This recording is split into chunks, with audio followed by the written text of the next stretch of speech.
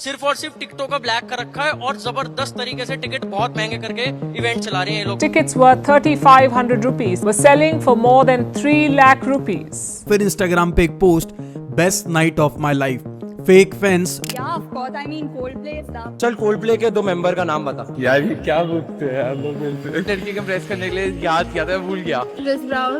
Yeah, Chris Brown. That's all I know. Reel देखा था मैंने, मैजिकल एक्सपीरियंस होता है वो सब। और ना जाने क्या क्या। फ्लेयर इंडिया की एक रिपोर्ट के हिसाब से इंडिया में लोग अपनी इनकम का 52% ऐसी चीजों पे खर्च करते हैं जो बेसिक जरूरत नहीं है, जैसे कि ब्रांडेड क्लोथ्स, गैजेट्स या फिर कॉन्सर्ट्स की टिकट। बेंगलुरु के एक आईटी प्रोफेशनल ने 2023 में टोटल 1,20,000 रुपए सिर्फ कॉन्सर्ट्स पे खर्च कर दिए, और जिसके बाद क्या हुआ, वो अपनी कुछ ईएमआईज को टाइम पे नहीं दे पाया और उसका क्रेडिट स्कोर गिर गया।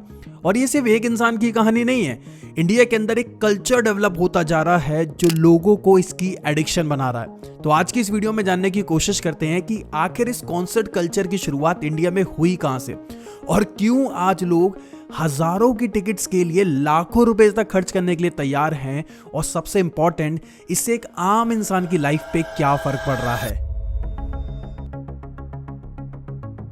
इंडिया में कॉन्सर्ट कल्चर की शुरुआत तो 90s में ही हो गई थी, लेकिन इसमें बूम तब देखने को मिला जब कोल्डप्ले ने अपना पहला कॉन्सर्ट 2016 में मुंबई में किया, जिसके बाद 2017 में जस्टिन बीबर का कॉन्सर्ट, जिसके टिकट प्राइसेस 70,000 तक चले गए थे। लेकिन इससे भी बड़ी डिसअपॉइंटिंग चीज ये देखने को मिली थी, वो पूरा कॉन्सर्ट +1 नोट पे चल रहा था। +1 is you're just miming to your voice. The CD is playing, the track is playing, like how you would hear it in clubs or somebody's marriage. एक गाना बज रहा है, London to Mecca. That's all. That's +1. यानी कि लोगों ने सिर्फ लिपसिंग के 70,000 रुपए तक खर्च कर दिए। और वहाँ ऑडियंस का पूरा काट के चला गया भाई। ये जनता को लग रहा सामने साक्षात जस्टिन जी गाना गा रहे हैं, अरे लिपसिंग करके चला गया। और उसके बावजूद लोगों ने कहा कि कॉन्सर्ट के स्पीकर्स की क्वालिटी इतनी ज्यादा खराब थी कि उनके घर के जो स्पीकर्स हैं वो इससे ज्यादा अच्छे से बजते हैं। आज के जमाने में कॉन्सर्ट सिर्फ म्यूजिक के लिए नहीं होते, ये एक सोशल स्टेटस का सिंबल बनता जा रहा है। इंस्टाग्राम पे स्टोरीज पोस्ट करना और रील्स बनाना, ये एक नया कंपटीशन दिखता जा रहा है। नीलसन मीडिया के एक सर्वे के हिसाब से 80% जेन जी को लगता है अगर वो इन इवेंट्स को अटेंड नहीं करते हैं तो उनकी जो लाइफ है वो अनकूल लगने लगती है। और इस चीज को founder of Mahindra blues music festival के टेलिस खुद कहते हैं कि आज ज्यादा से ज्यादा लोग जो कॉन्सर्ट्स को अटेंड करते हैं वो सिर्फ और सिर्फ इस वजह से करते हैं क्योंकि सब जा रहे हैं, वो भी इस हाइप का हिस्सा बनना चाहते हैं। सच में म्यूजिक लवर्स हैं, सच में कॉन्सर्ट लवर्स हैं। Coldplay, you know, we're a country that loves and adores you. We're die-hard fans. लेकिन आधे से ज्यादा लोग सिर्फ फोमो के चक्कर में इन सारे कॉन्सर्ट्स को अटेंड करते हैं। फोमो यानी कि फियर ऑफ मिसिंग आउट, या जिसे आप भेड़ चाल का इंग्लिश नाम भी कह सकते हैं, जिसमें आप किसी भी चीज को इसलिए करना चाहते हैं क्योंकि फ्रेंड्स बात कर रहे हैं, पूरे सोशल मीडिया पे उस चीज की हाइप बनी हुई है, फिर आप ना चाहते हुए भी उस चीज का पार्ट बनना चाहते हैं। Yeah, of course. I mean, Coldplay stuff. Reel देखा था मैंने, मैजिकल एक्सपीरियंस होता है वो सब। उस समय इंस्टेंट ग्रेटिफिकेशन इतनी स्ट्रांग हो जाती है कि इंसान को लगने लग जाता है शायद इसके बाद जिंदगी में दूसरा मौका ही नहीं मिलेगा, मतलब उसी समय उस चीज को परफॉर्म करना है, और बस आप इस ट्रैप में फंस गए। अब आप ध्यान से सोचना, मैं आप लोग से क्वेश्चन पूछना चाहूंगा, आप में से कितने लोग रिहाना को इंडिया में आने से पहले जानते थे? मैं रियल फैंस की बात नहीं करना चाहूंगा, अगर मैं उनको हटा दूं तो आधे से ज्यादा लोगों ने तो रिहाना का नाम भी नहीं सुना था। लेकिन जैसी रिहाना की खबर आई कि रिहाना इंडिया में आने वाली है, पूरे सोशल मीडिया पे रिहाना के हिट्स के रील्स ट्रोल होने लगी, हर जगह रिहाना की रील्स देखने को मिलने लगी, और सेम एग्जैक्टली चीज कोल्डप्ले के साथ देखने को मिला। जैसे ही पता चला कि कोल्डप्ले का कॉन्सर्ट जनवरी 2025 में इंडिया में होने वाला है और जैसी टिकट्स लाइव होने वाली थी, पूरे इंस्टाग्राम पे कोल्डप्ले के favourite hits adventure of a life time, fix you के सॉन्ग बज रहे हैं। लोगों ने हाथ में एलईडी वाले ब्रेसलेट्स पहन रखे हैं, पूरा स्टेडियम भरा हुआ है और सब लोग गाना गुनगुना रहे हैं, अ sky full of stars.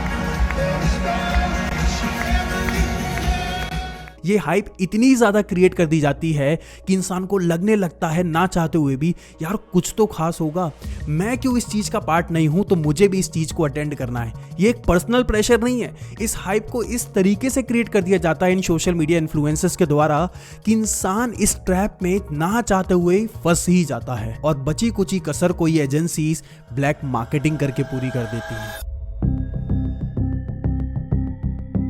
Shocking बात यह है कि जो 75% टिकट बायर्स होते हैं वो मिडिल क्लास से होते हैं, जो अपने क्रेडिट कार्ड से या फिर अपनी सेविंग का अच्छा खासा हिस्सा खर्च कर कर इन कॉन्सर्ट्स को अटेंड करते हैं। क्योंकि जो असली टिकट्स होती हैं वो तो मिनटों में ही बिक जाती हैं।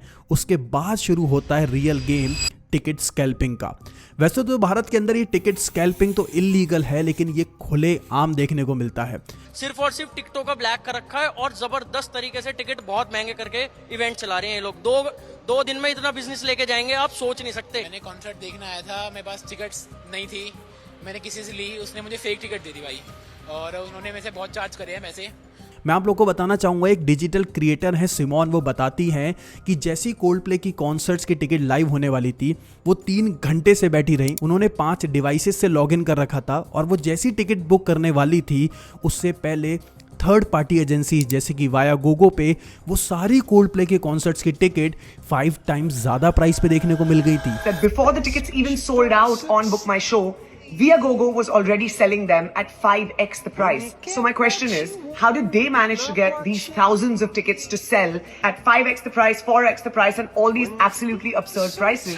How is this even fair? And how does this even work? I mean, this is a flawed system. Coldplay scam, मतलब ये तो एक नया ही स्कैम चल रहा है इंडिया में। 12 बजे टिकट्स लाइव होने वाली थी, करेक्ट 12 बजे बुक माई शो क्रैश हो जाता है और उसके बाद आती है वेटिंग लिस्ट, और उन लोगों को सबको टिकट्स मिल चुकी है जिनको ब्लैक करनी है। मतलब 2500 की टिकट अभी मिल रही है 75,000 की। ये फ्रस्ट्रेशन सिर्फ सिमोन की नहीं है, ये उन लाखों फैंस की है जो रियलिटी में कोल्डप्ले के कॉन्सर्ट को अटेंड करना चाहते थे, लेकिन इन ब्लैक मार्केटिंग की वजह से, इतने हाई प्राइसेस की टिकट की होने की वजह से वो इस कॉन्सर्ट को अटेंड ही नहीं कर पा रहे हैं।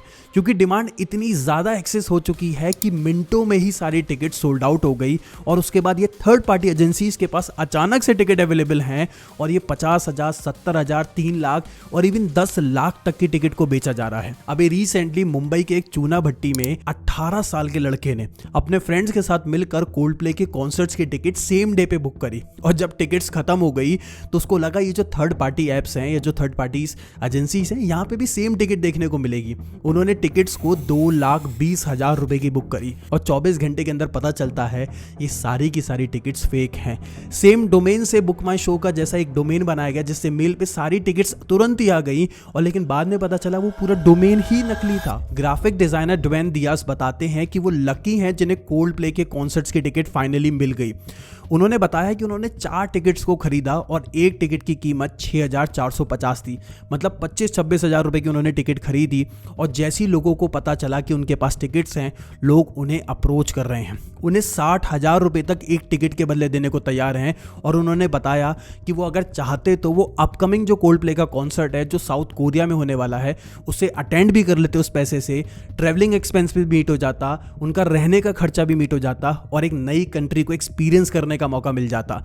और सिर्फ यही चीज़ नहीं, एक चीज़ ने और रिकॉर्ड्स को ब्रेक कर दिया। अगर मैं मुंबई के होटल्स की बात करूं तो जैसे कि नॉर्मल अगर हम एक अच्छे होटल्स की बात करें, the Taj, trees Mumbai, JW Marriott Mumbai या फिर द लीला मुंबई की बात भी करूं, जिनके नॉर्मल रूम के जो प्राइसेस हैं वो 15 से 18,000 रुपए पर नाइट देखने को मिलते हैं। लेकिन 18 जनवरी को अगर आप चेक करोगे, पहली बात तो रूम्स नहीं मिलेंगे, उनके जो प्राइसेस हैं वो 4-5 गुना देखने को मिल रहे हैं। मतलब एक रूम के प्राइसेस जो हैं पर नाइट के वो 50,000 से लेकर 70-80,000 पर नाइट तक देखने को मिल रहा है। मतलब इस तरीके से हर चीज़ का इंडिया के अंदर फ़ायदा उठाया जा रहा है, क्योंकि जो डिमांड है वो इतनी ज़्यादा एक्सेस बन चुकी है कि लोगों को कोई फ़र्क नहीं पड़ रहा। वो बस ये कह रहे हैं कि हमें अकोमोडेशन मिल जाए, हमें कैसे भी ना कैसे करके टिकट मिल जाए, हम लाखों रुपए खर्च करने को तैयार हैं। ये भी सोचने वाली बात है कि आखिर ये कॉन्सर्ट की इकोनॉमी काम कैसे करती है। एक इवेंट को ऑर्गेनाइज करने के लिए 50 से 60 करोड़ रुपए का खर्चा होता है। 55,000 पीपल, एवरेज टिकट $75 के आसपास, $4.1 मिलियन, मतलब 30-32 करोड़, 33 करोड़, जिसमें से 10 से 15 करोड़ रुपए जो हैं वो स्पॉन्सरशिप से मीट होते हैं और बाकी सारे बचे हुए मर्केंडाइज और टिकट्स को बेच के रिकवर करा जाता है। ब्रांड्स को भी पता है कि आज मिडिल क्लास का डेस्पिरेशन इन इवेंट्स को अटेंड करने का इतना ज़्यादा स्ट्रॉन्ग है, जिसकी वजह से इस चीज़ की हाइप क्रिएट करी जाती है। और टिकट्स को जब मिनटों में बेच दिया जाता है, क्योंकि शॉर्टेज हो जाती है ना, ये जो एजेंसीज हैं वो टिकट्स को खरीद लेती हैं, तो लोगों को भी लगने लगता है कि वाकई में ही कॉन्सर्ट में कुछ तो खास है कि मिनटों में ही टिकट्स बिक गई और अब तो टिकट्स मिलनी नहीं है। तो जाहिर सी बात है बाहर ब्लैक मार्केटिंग में ही खरीदनी पड़ेगी। अब सवाल ये है कि कॉन्सर्ट जाना गलत नहीं है, लेकिन अभी जाना और अपने फाइनेंसेस को इग्नोर करना ये चीज गलत है। और सबसे ज्यादा गलत तो ये चीज है कि लाइफ खत्म हो जाएगी। जो इंस्टेंट ग्रेटिफिकेशन है, नहीं अभी चाहिए, अभी जाना है, कभी मौका नहीं मिलेगा, ये चीज सबसे ज्यादा गलत है। अरे भाई पहले अच्छा खासा कमाओ, जोड़ो, और उसके बावजूद भी अगर इन कॉन्सर्ट्स की टिकट नहीं मिले और आप एक रियल फैन हैं तो दूसरी कंट्री में जाके इन कॉन्सर्ट्स को अटेंड करो, आपके पास इतना पैसा होना चाहिए। लेकिन ये जो अभी चाहिए ना, अभी करना है, ये जो हाइप क्रिएट हो रही है, ये जो सोशल मीडिया अट्रैक्ट कर रही है, इस चीज से जितना दूर रहोगे ना उतना ज्यादा लाइफ में आगे बढ़ोगे और अपने फाइनेंसेस को मैनेज करना सीखोगे। नहीं तो ये जो ट्रैप है ना, ये हर एक दूसरे दिन देखने को मिलेगा। आज कोल्ड प्ले देखने को मिला है, कल कैल्विन हैरिस देखने को मिलेगा, परसों चेन स्मोकर्स, पता नहीं कौन कौन से कॉन्सर्ट देखने को मिलेंगे। ये सब नहीं रुकने वाले हैं, रुकना आप ही को है। आपको सोचना है कि आपकी जो लाइफ है वो फोमो के बीच में फंसी हुई है या रियलिटी के बीच में। अगर फोमो की वजह से जाओगे तो आपका जो पैसा है वो दिखावा करेगा, और रियलिटी के बेसिस पे चलोगे, जो आपका पैसा है वो आपका फ्यूचर बनाएगा। अब चॉइस आपकी है। ये जो इनके जो ऑप्शंस है वो कभी खत्म नहीं होने वाले हैं, तो आपको अपनी ही चीज़ों पे कंट्रोल करना पड़ेगा, और अगर नहीं करा तो इस ट्रैप में दोबारा से फंसोगे। तो अगर आपको ये वीडियो अच्छी लगी हो तो ज़्यादा से ज़्यादा लोगों तक शेयर करना, और स्पेशली उन लोगों को ज़रूर शेयर करना जिनकी लाइफ जो है वो इंस्टाग्राम या फोमो के रियलिटी में चल रही है। And don't forget to subscribe this channel for more videos like this. Thank you.